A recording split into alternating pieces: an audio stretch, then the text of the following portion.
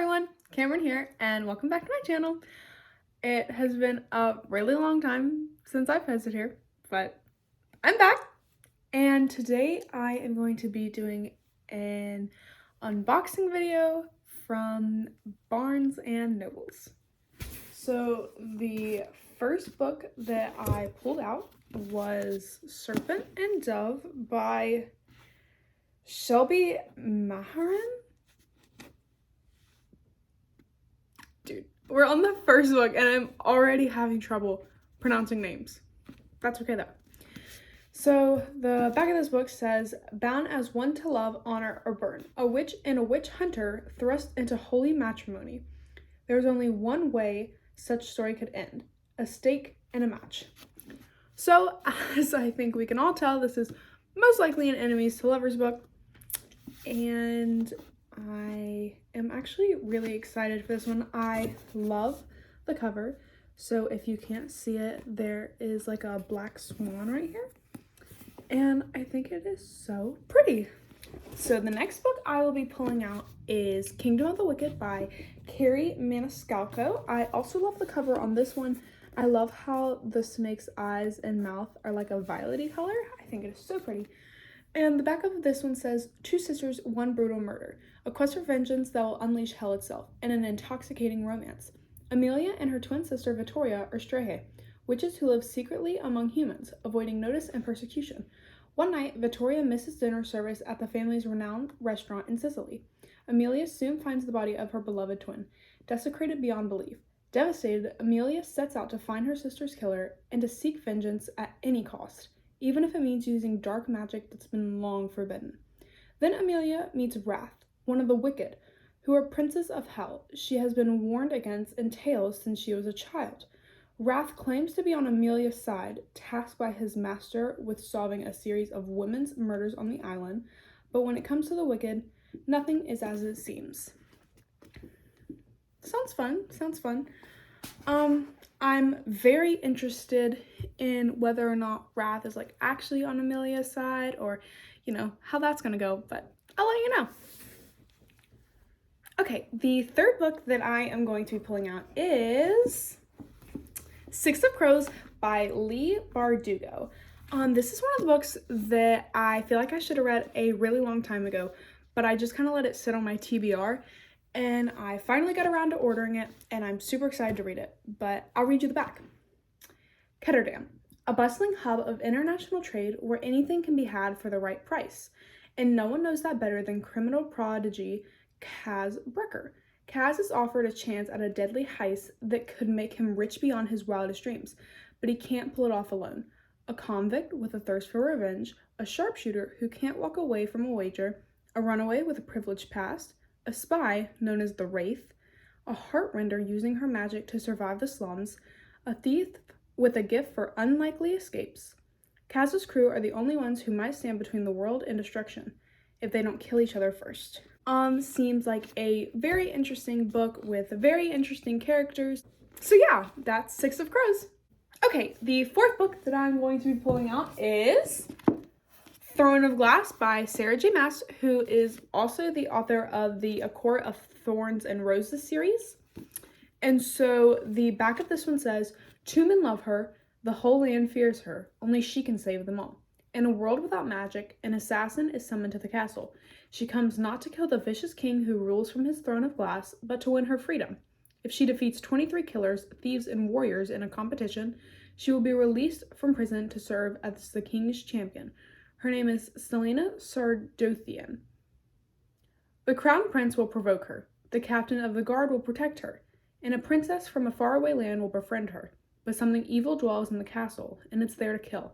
When her competitors start dying one by one, Selena's fight for freedom becomes a fight for survival, and a desperate quest to root out the evil before it destroys her world. So this is another one that has been on my TBR for a very long time, and I'm still just now getting around to ordering it. I don't know why, but I can't say I am not really a fan of this cover. Maybe it's because it looks like it's from like 2012, but it is just not my favorite. But I've heard it's a good story, so if it's a good story, who cares what the cover looks like? Okay, the fifth book that I'm going to be talking about is The Wrath in the Dawn by Renee Audier. I think that's how you pronounce her last name. Not really sure. So the back says, Khalid, the 18-year-old Caliph of Khorasan, is a monster. Each night he takes a new wife, only to have her killed by sunrise. Shahrazad is the first volunteer to become Khalid's bride. She vows to stop his reign of terror for the friend she lost and for all those who perished before her. Incredibly, Shahrazad manages to survive her first morning, then the next. Night after night, she mesmerizes the Caliph with her storytelling, at once buying time and digging deeper into the elusive Boy King's past. If Khalid is truly the murderous madman everyone says it is, how does Shahrazad find it so easy to fall for him?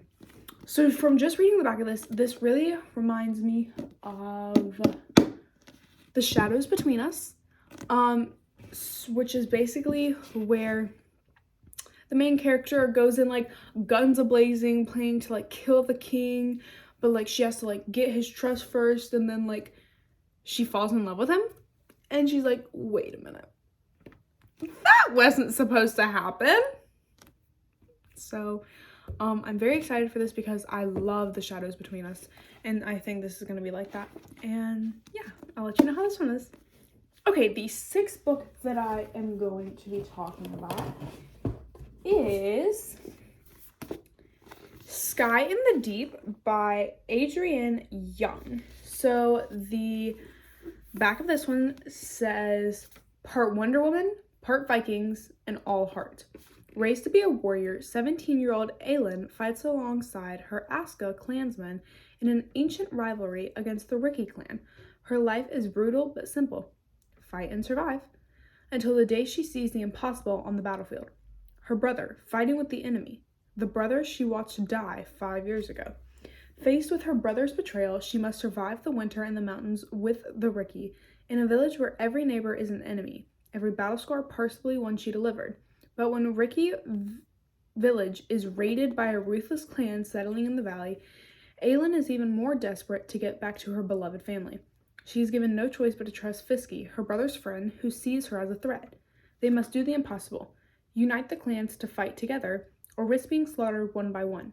Driven by a love for her clan and her growing love for Fiske, Aelin must confront her own definition of loyalty and family while daring to put her faith in the people she spent her life hating.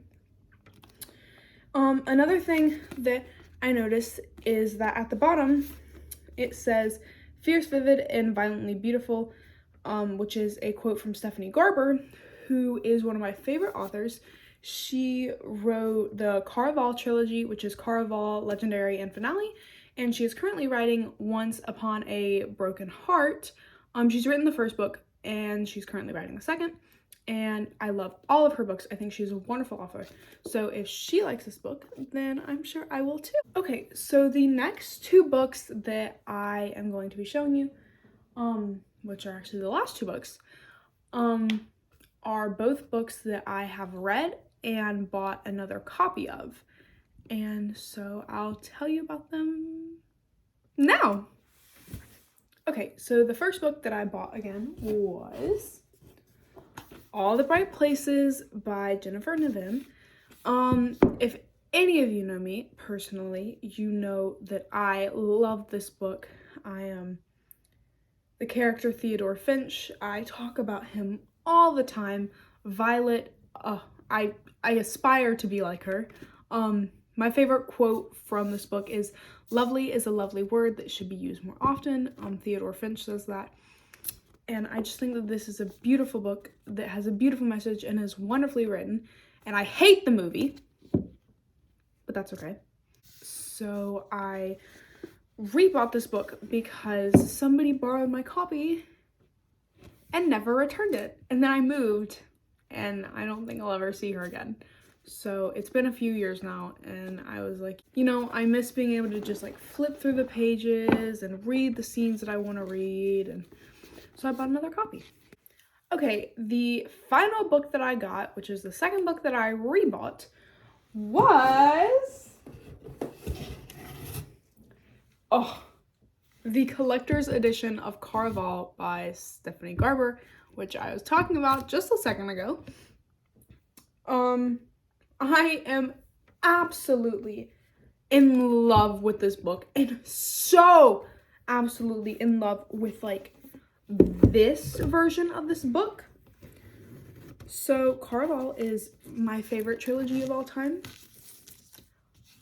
Maybe second. The only thing that comes close is The Selection, which was where my love for books started. So I'm not sure if I can put anything above that. But the characters in this trilogy are amazing. They have amazing storylines. Each book is different. The first book is from one point of view. The second book is from a different point of view. And the third book switches in between their point of views. And I think it's absolutely amazing. So we are just going to pull this out. Oh my gosh, I'm freaking out. And so there's a little like keyhole on the front of the book cover. Just gonna set that right there. And I am obsessed with this. I'm so sorry. So the front cover of this is a ticket to enter Caraval, and Caraval is, look it up. I don't feel like explaining it. But it says, admit one to be used once to gain entrance to Caraval. And the back is what is on the back of the card that welcomes you to Caraval. And it says, main gates close at midnight. Anyone who arrives later than this will not be able to participate or win this year's prize of one wish.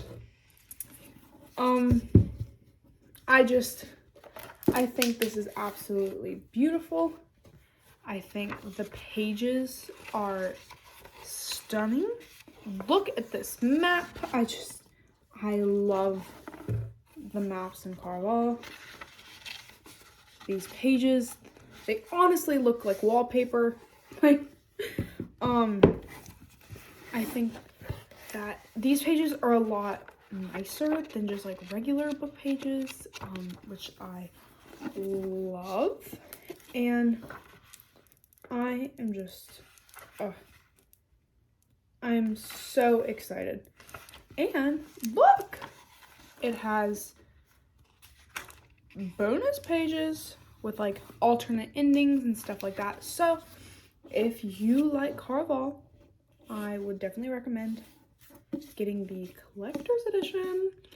And I will flip through this some more and probably make another video just for my love of this book.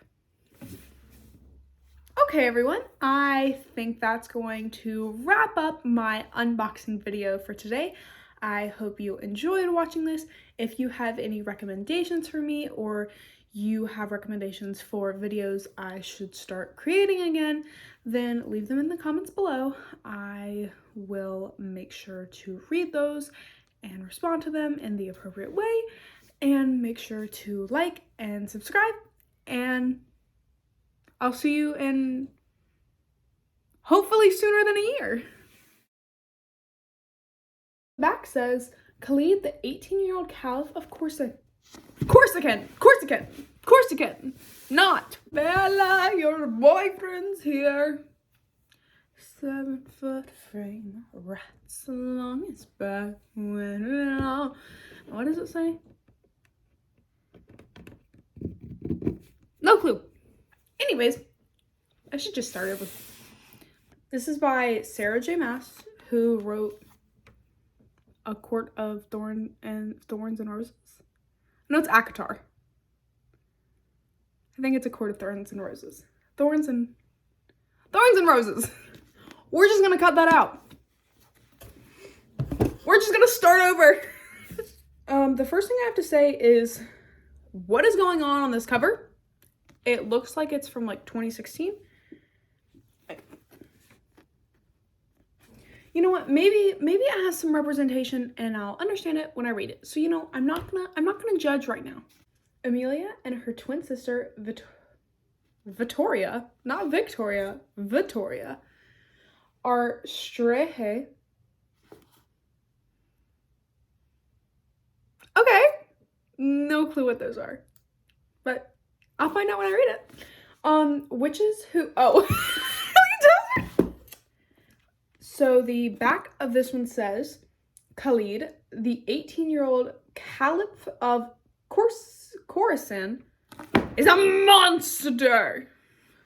And I have a feeling that a character is gonna die. I probably shouldn't say that. Amelia soon finds the body of her beloved twin. Desecrated frick.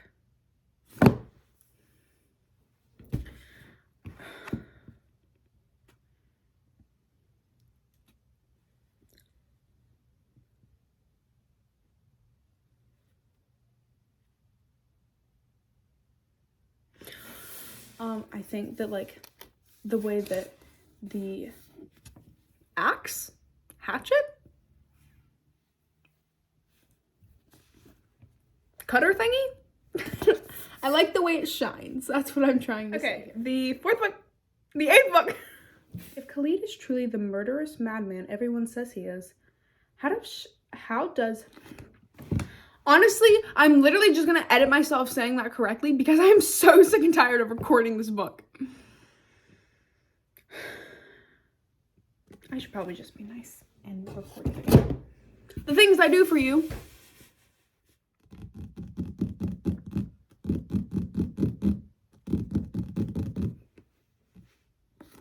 That's not even what it says. That doesn't even say that. I'm pretty sure.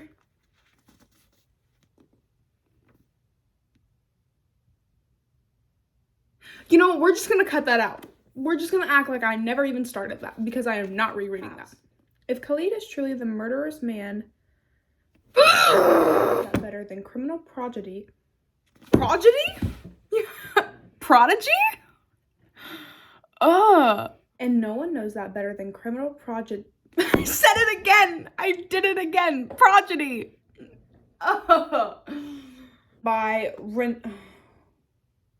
Renee Ade. I sincerely apologize. Mrs. Renee Ade.